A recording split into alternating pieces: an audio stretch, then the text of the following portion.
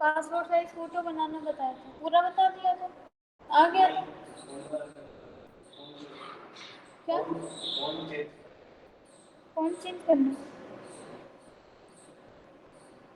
Photo पे नाम लिखना और उसका फ़ॉन्ट चेंज करना, पूरा नहीं बताया था। फोटो बनाना तो आ गया ना, एक बार और बताओ, आ गया? ठीक है, ये फ़ॉन्ट, ये वाला ऑप्शन बताना, फ़ॉन्ट चेंज करना। जैसे कि अपन ने कोई फ़ोटो लिया, फ़ोटो पर भी लिख सकते हो आप, अलग से किसी पेज के ऊपर भी लिख सकते हो।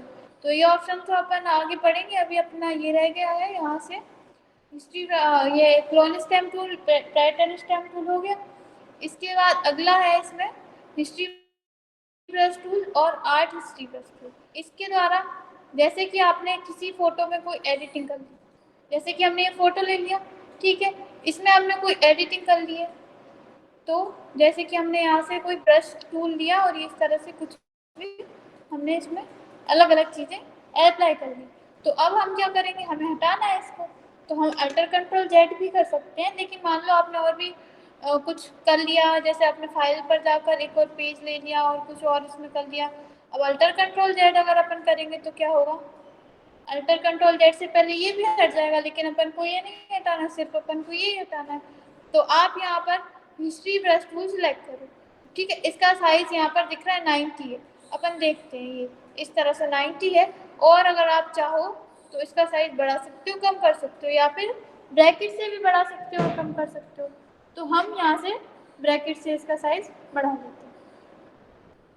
तो आप देख रहे हैं इसके ऊपर जो भी था वो हट रहा है, इसके ऊपर हमने जो भी एडिटिंग करी है, जैसे कि कलर लिया है या फिर कुछ भी एडिटिंग की है, वो पूरी एडिटिंग क्लियर हो जाएगी और फोटो हमें साफ दिखने लगेगी, ठीक है। हिस्ट्री यानी क्या होता है, पीछे मतलब पुराना, ठीक है, पुराना वापिस आ जाएगा, मेन ये रहता है। आया समझ? इसके अलावा कोई भी एडिटिंग करी है आपने, फोटो में कुछ नहीं होगा क्योंकि वो पहले से ही बना हुआ था, लेकिन फोटो के अंदर आपने जो भी एडिटिंग की है, कुछ भी लिया है, जो भी कुछ किया है, वो आप हिस्ट्री ब्रश टूल के माध्यम से हटा सकते हो। ये देखिए इस तरह से, ठीक है। अगर आप ब्रश का साइज बड़ा कर, पिक्चर बहुत बड़ी है इसलिए ब्रश छोटा पड़ रहा है उसमें, तो आप इस तरह से हटा सकते हो, कोई भी चीज़ रिमूव कर सकते हो। लेकिन जो आपने खुद ने एडिटिंग की है सिर्फ आप वो ही हटा सकते हो। इसके बाद अगला है आर्ट हिस्ट्री ब्रश टूल। इससे हम अब इसके बाद अगला ले रहे हैं right click art history brush tool. इससे क्या होता है, ये इस तरह से रिमूव करता है बैकग्राउंड, ठीक है। आप इससे भी ब्रश का साइज बढ़ाना चाहते हैं तो बढ़ा सकते हैं, ये लेकिन ये इस तरह से आर्ट हिस्ट्री ब्रश टूल से इस तरह से हो, ये लेकिन इसमें आप देख रहे हैं कि जो पिक्चर है वो क्लियर नहीं आ रही है, थोड़ी सी इस तरह से आती है। जैसे अपन किसी भी कलर के ऊपर पानी फैला देते हैं तो वो हो जाता है ना इस तरह से, मतलब आप कोई आर्ट बनाना चाहते हैं इसके द्वारा तो वो बना सकते हैं। आप देखिए लग रहा है कि ऐसा लग रहा है कोई पिक्चर नहीं है, इस तरह से आप आर्ट हिस्ट्री ब्रश टूल का यूज़ कर सकते हैं। इतने में कोई डाउट है? इसके अलावा हमने आपको बताया था ये वाला रेक्टेंगल टूल और इलिप्टिकल और ये भी जो भी होते हैं सिलेक्शन टूल होते हैं। मान लीजिए हम इसको अल्टर कंट्रोल जेड से पहले जैसा ही कर लेते हैं, ठीक है। अब हमें क्या करना है, इतने ही एरिया में जो है करना है, बाकी एरिया ऐसा ही रहना चाहिए, तो हम एरिया सेलेक्ट कर लेंगे। अब हम यहाँ से हिस्ट्री ब्रश टूल या फिर आर्ट हिस्ट्री ब्रश टूल जिसका भी आप यूज़ करना चाहते हो, यूज़ तो आपको समझ में आ ही गया है। अब हम यहाँ पर कर रहे हैं तो आप भले ही माउस पॉइंटर कहीं भी ले जाइए, लेकिन जो अपन ने जगह सेलेक्ट की है उसके बाहर ये नहीं आएगा, ठीक है। तो इस तरह से ये यूज़ कर सकते हैं, ठीक है। इसके अलावा हमारे पास है ये वाला ऑप्शन, इससे क्या होता है, ये एक जैसा कलर सेलेक्ट करता है। कौन सा टूल है ये, क्विक सिलेक्शन टूल, ठीक है, sorry magic wand tool. Magic wand tool से आप क्लिक करोगे तो क्या होगा, एक सेम कलर ये सिलेक्ट, तो इसका यूज कैसे कर सकते हो आप, जैसे कि आपको एक से ज़्यादा जगह है सिलेक्ट करनी है, जैसे कि हमने यहाँ सिलेक्ट कर लिया और हम क्या करेंगे शिफ्ट की को दबाएंगे और हम ज़्यादा जगह सेलेक्ट कर सकते हैं। अगर हम अगर हम ऐसे ही क्लिक करेंगे तो क्या होगा, नॉर्मल सेलेक्ट होगा। लेकिन अगर हम शिफ्ट के साथ सेलेक्ट करेंगे तो क्या होगा, ये जगह जगह पर सेलेक्ट कर देगा। ठीक है, अब हम यहाँ पर ये सेलेक्ट कर लिया है। अब हम यहाँ पर भी आर्ट हिस्ट्री ब्रश टूल या हिस्ट्री ब्रश टूल का यूज कर सकते हैं। लेकिन कहाँ होगा, जिन जगहों पर हमने क्लिक कर रहे हैं, सिलेक्ट कर रहा है। ठीक है, इसके अलावा हम ये सिलेक्शन हटा देते हैं। इसके अलावा ये वाला जो टूल है रेक्टेंगल टूल, इससे भी आप कर सकते हो। अगर वैसे तो क्या होता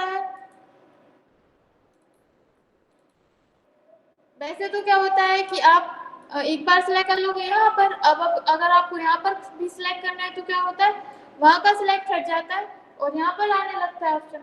और यहाँ पर सिलेक्ट करोगे तो एक ही जगह कर पाते हो। अगर आपको एक से ज़्यादा जगह करना है, मतलब आधा इधर करना है आधा इधर करना है, तो आप क्या करोगे, शिफ्ट की को दबा कर रखोगे और एक से ज़्यादा जगह पर सिलेक्ट कर सकते हो।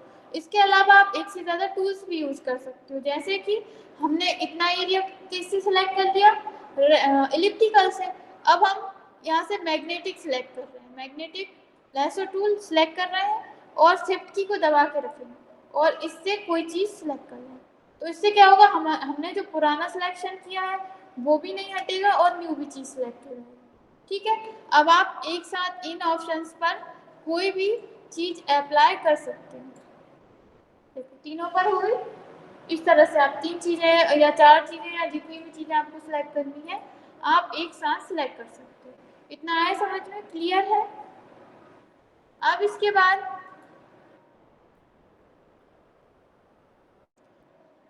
ठीक है, ये दोनों समझ में आ गए। अब इसके बाद अगला है eraser tool, background eraser tool, magic eraser tool. ठीक है, तो ये तीनों ही इरेजर है। इरेजर यानी कोई भी चीज हमें इरेज करनी है। जैसे कि हम कोई चीज क्रॉप कर रहे हैं, जैसे कि हम कोई भी पिक्चर क्रॉप करते हैं, ये पिक्चर हमने सेलेक्ट की, क्रॉप कर ली, सेलेक्ट करेंगे और यहाँ से क्रॉप कर लेंगे। क्रॉप करने में आप देखते हैं कुछ एक्स्ट्रा एरिया हमसे गलती से क्रॉप हो जाता है, तो हम क्या करेंगे, इरेजर टूल का यूज़ करेंगे। न्यू पेज लेना है, इसको हम दूसरे पेज पर लेकर चलते हैं। यहाँ से मूव टूल से इसे उठाकर दूसरे पेज पर ले जाएंगे। ठीक है, अब हम क्या करेंगे, यहाँ पर जाएंगे, राइट क्लिक करके इरेजर टूल सेलेक्ट करेंगे। इरेजर टूल का भी आप साइज कम ज़्यादा कर सकते हैं। यहाँ पर आ रहा है साइज 30 है इसका। यहाँ से आप देखिए इरेज कर सकते हैं कोई इस तरह से क्लिक कर करके और इरेज कर सकते हैं। अब आप इसका साइज कम या ज़्यादा कर सकते हो अपने अकॉर्डिंग, आपको जितनी ज़रूरत लग रही है उसके अकॉर्डिंग आप कम या ज़्यादा कर सकते हो। आया समझ में? अगर आप पिक्चर के ऊपर ही करोगे तो ये पिक्चर के ऊपर भी हो जाएगा, इरेज कर देगा ये। ठीक है, इसके अलावा अगर यहाँ पर वाइट कलर नहीं है, मतलब आप चाहते हो कि बैकग्राउंड में कोई और कलर है, जैसे कि मान लो यहाँ पर ब्लैक कलर है और आप इसको इरेजर टूल के द्वारा इरेज करना चाहते हो, तो आपको यहाँ पर ब्लैक कलर सेलेक्ट करना पड़ेगा। मतलब ये है कि नीचे फोरग्राउंड में जो कलर सेलेक्ट रहता है, पीछे वाला जो ऑप्शन है बैकग्राउंड, यहाँ पर जो कलर सेलेक्ट रहता है उसी कलर की इरेजर आती है। तो अब आपको और किसी कलर की इरेजर की जरूरत है तो आप वो कलर सेलेक्ट कर सकते हो। ठीक है, इसके बाद अगला है बैकग्राउंड इरेजर। इससे क्या होता है, ये बैकग्राउंड के साथ ही इरेज कर देती है किसी भी चीज को, उसका बैकग्राउंड भी इरेज कर देती है। इस तरह से बैकग्राउंड वगैरह इरेज करने के लिए आप बैकग्राउंड इरेजर टूल का यूज कर सकते हैं। आप देख रहे हैं इसमें से इसने क्या किया है, बैकग्राउंड यानी कलर इरेज कर दिया है। अगर आप ऐसे नॉर्मल ही किसी पेज पर या पिक्चर पर अप्लाई करोगे तो ये इस तरह से इरेज करेगी, यानी पीछे जो भी एरिया है। अभी क्या है, ये तो एक पिक्चर है, लेकिन अगर आप ऐसे कोई पिक्चर बनाते हो, जैसे हमने इसको इस पर लेकर आए, तो इसका क्या किया इसने, बैकग्राउंड इरेज कर दिया, पीछे जो एरिया था वो इरेज कर दिया। ठीक है, इसके बाद अगला है मैजिक इरेजर। इससे क्या होता है, जैसे हम यहाँ पर मैजिक नोट टूल का यूज करते हैं, ये एक जैसा एरिया सेलेक्ट कर लेता है। इसी तरह से मैजिक इरेजर होती है, इसके द्वारा आप एक जैसा एरिया डिलीट कर सकते हो। मैजिक इरेजर सेलेक्ट करेंगे, क्लिक, एक ऐसे जो सिमिलर पिक्सल्स होते हैं पिक्चर के, उन्हें ये सिलेक्ट कर लेता है और उसके पीछे का जो एरिया है सेम एरिया रिमूव कर देता है। ये देखिए जो सेम एरिया था वो इसने रिमूव कर दिया इस तरह से। अब गलत भी कर सकता है, लेकिन ब्लैक देखिए ये लोग भी ब्लैक ही कपड़े पहने हैं और यहाँ पर भी ब्लैक है, इसलिए उसने वो एक ही चीज़ समझकर डिलीट कर दिया। लेकिन ये तो इसमें है, अपन कोई इंटरनेट से पिक्चर लेकर आते हैं,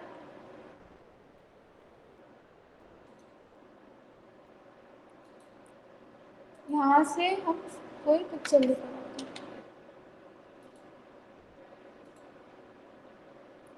ठीक है। हम जिस भी चीज़ की पिक्चर लेकर आना चाहते हैं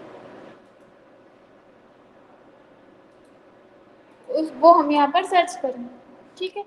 जैसे कि हम यहाँ पर लिखते हैं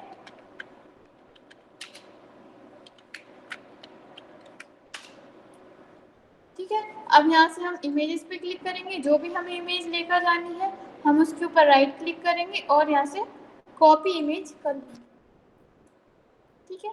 अब इसके बाद हम यहाँ पर फाइल पर जा रहे हैं, न्यू पेज लेना है।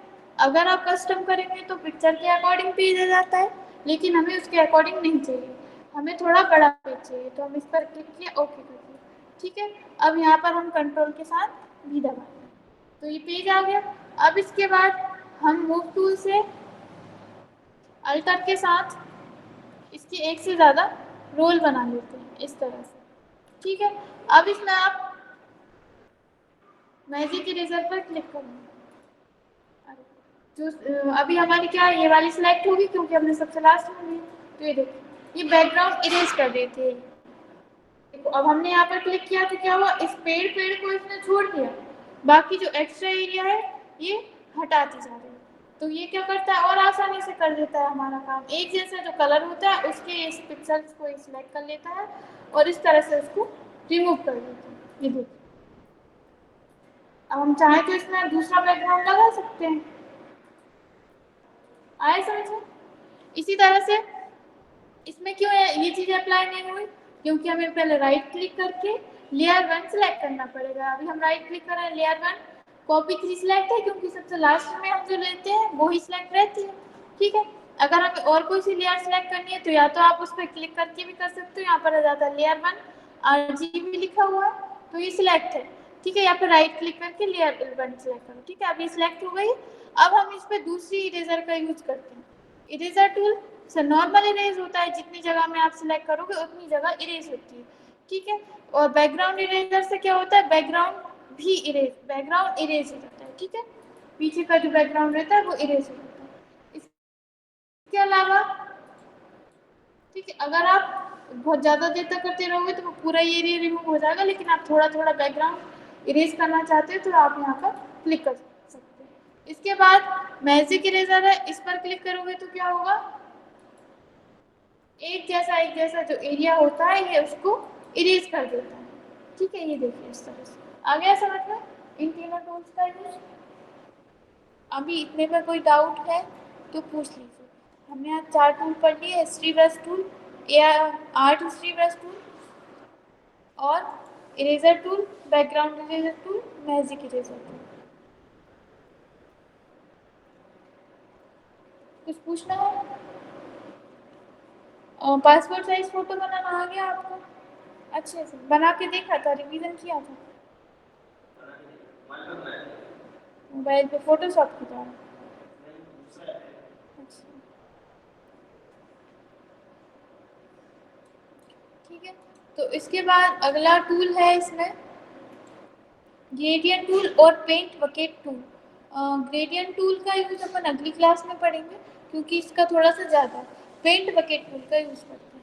अपन ने MS पेंट पढ़ा था, उसमें फिल विद कलर था कि कितनी एक जैसी जगह में फिल करने के लिए अपन वो एक फिल कलर का यूज था, उस पर अपन क्लिक करते हैं कहीं पर, जैसे मान लीजिए हम इतनी जगह में क्लिक करना है, फिल कर देंगे, पढ़ा था। तो ये भी उसी की तरह है, जैसे कि आपने कोई शेप वगैरह बनाया है, कुछ बनाया है, उसमें आपको कोई कलर फिल करना है, जैसे कि हम यहाँ पर जगह सेलेक्ट करना है, इतनी जगह हमने सेलेक्ट की और यहाँ से हम फिल विद कलर ये यूज़ कर रहे हैं, यहाँ से कलर आएगा, जो भी कलर यहाँ सेलेक्ट होगा वो ही आएगा, ठीक है। यहाँ से पीछे वाला जो कलर है उससे क्या होता है, ये होता है बैकग्राउंड कलर और ये होता है फोरग्राउंड कलर। ठीक है, फोरग्राउंड यानी हम ये जो है इसमें यूज करते हैं, जैसे कि हम यहाँ पर ब्रश में यूज करते हैं, पेंसिल में यूज करते हैं, ये वाला कलर यूज करते हैं। कुछ अपन टेक्स्ट वगैरह लिखते हैं तो यही वाला कलर आता है, शेप में कलर लेते हैं तो ये वाला आता है। लेकिन ये बैकग्राउंड कलर क्या है, जब अपन बैकग्राउंड वाला कंट्रोल एन करते हैं और यहाँ से बैकग्राउंड कलर सेलेक्ट करते हैं तो कौन सा कलर आता है, पीछे वाला। और अगर अपन इरेजर का यूज करते हैं तो फिर अगर अपन ने इरेजर सेलेक्ट किया है तो जिस भी कलर, जो भी कलर यहाँ पर सेलेक्ट होगा उसी कलर की हमारी इरेजर आती है, इस तरह से। ठीक है, तो हमें यहाँ पर जो भी कलर करना हम यहाँ पर क्लिक करेंगे, जिसमें भी कलर चेंज करना है, जैसे हमें इसका कलर चेंज करना है, हमने ओके कर दिया, ऊपर वाला हो गया। नीचे वाला कलर चेंज करना है तो आप इस पर क्लिक करो और यहाँ से आप नीचे वाला कलर सेलेक्ट कर सकते हो। कलर चेंज करना हमने बताया था, कर लो। ठीक है, हम यहाँ से ओके कर दो। ये देखिए यहाँ पे कुछ भी नहीं हो रहा, लेकिन आप यहाँ से पेंट बकेट टूल सेलेक्ट कर रहे हैं, उस पर जाकर क्लिक कर देते हैं। तो ये देखिए इतनी सेलेक्ट थी, लेकिन ये एरिया, इतना एरिया क्यों सेलेक्ट नहीं हुआ, क्योंकि वहाँ पर पहले पिक्चर थी जिसे हमने बैकग्राउंड इरेजर से इरेज कर दिया। इसी तरह से आपने कोई शेप बनाया, शेप बनाना अपन आगे पढ़ेंगे, यहाँ से बनाते हैं कस्टम शेप टूल से, वो अपन आगे पढ़ेंगे। ठीक है, अभी आप सिर्फ जगह सेलेक्ट करके बता रहे हैं कि आपने जितनी जगह सेलेक्ट करी है उतनी ही जगह में कलर आ जाएगा, इसके द्वारा आप फिल कर सकते हो कलर। ठीक है, इस तरह से आप फिल विद कलर का यूज कर सकते हो, पेंट बकेट टूल। ठीक है, ये उसी की तरह है जैसे आप कहीं पर भी कलर वगैरह फिल करना चाहते हो किसी जगह में। ठीक है, ये और कहीं क्लिक करोगे तो नहीं होगा, लेकिन अगर आपने जो जगह सेलेक्ट करी है उसमें आप कर सकते हो। जैसे कि देखिए हम यहाँ पर क्लिक कर रहे हैं, जो साइड में जगह छूटी हुई है तो यहाँ पर हो जाएगी, धीरे धीरे क्लिक करते जाएंगे तो कलर फिल होता जाएगा। चेंज ही करना है, जैसे कि अब हम इसमें ही आधा कलर और कुछ करना चाहते हैं तो इस पर क्लिक करो, सिलेक्ट करो इतनी जगह, इसमें हम और कोई सा कलर करना चाहते हैं तो हम क्या करेंगे, अरे सिलेक्शन हट गया है, हम यहाँ पर क्लिक करेंगे, कलर चेंज करेंगे, जैसे कि हमें इसमें कोई और कलर करना है। ओके, और यहाँ पर fill paint bucket tool select करेंगे और इस पर क्लिक कर देंगे। तो ये देखो इतनी जगह सेलेक्ट करेंगे, जो भी कलर अपन को कहीं पर भी फिल करना है तो अपन पेंट बकेट टूल का यूज़ कर सकते हैं। आगे समझ में? ठीक है, आगे का जो भी है अपन कल पढ़ेंगे।